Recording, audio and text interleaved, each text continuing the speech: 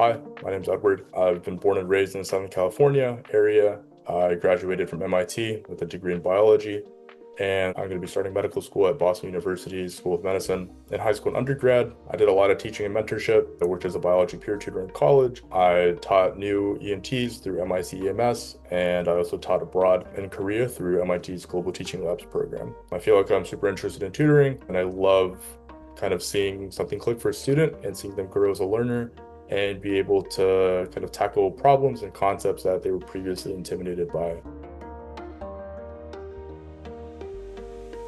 I think that what separates my approach is I focus less on rote memorization, and I want to focus on more kind of developing the way you think through problems and more the way you take the actual test itself.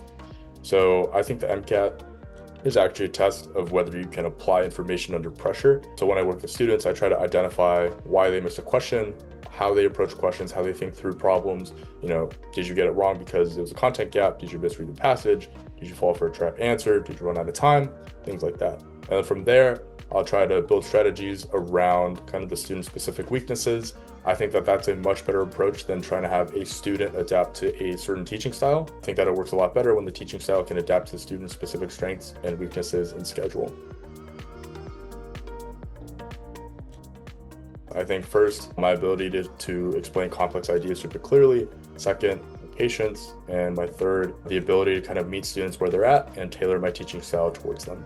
And I think that I learned that understanding something well means being able to explain it at various different levels of understanding. So I really enjoy taking complicated concepts and difficult material and breaking them down into more intuitive, more digestible pieces for students. I think that I'm also super organized and super structured. So I'm really good at helping students create realistic plans, prioritize what matters most to them, and also stay accountable without burning out.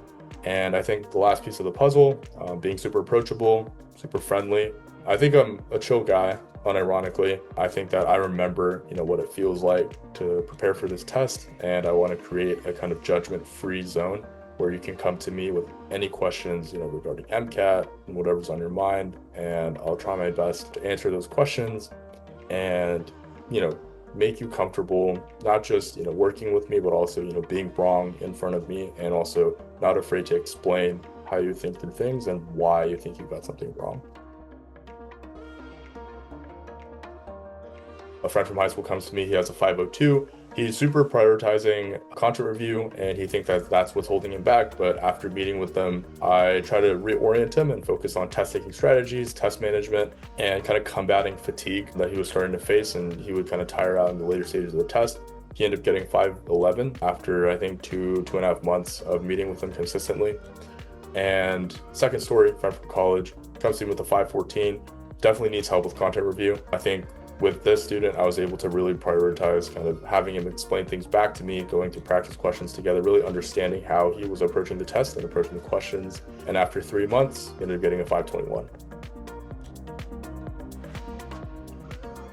First and foremost, it's understanding that the MCAT is not purely a memorization-based exam. It's about optimizing your knowledge, and it's about being aware of, where you're at when you start prep, where you want to be when you finish prep, and then tailoring your prep to fit those goals. I think that the, highest yield improvements that come right away usually come from learning how to approach passages, get the most information out of the passage, recognize patterns.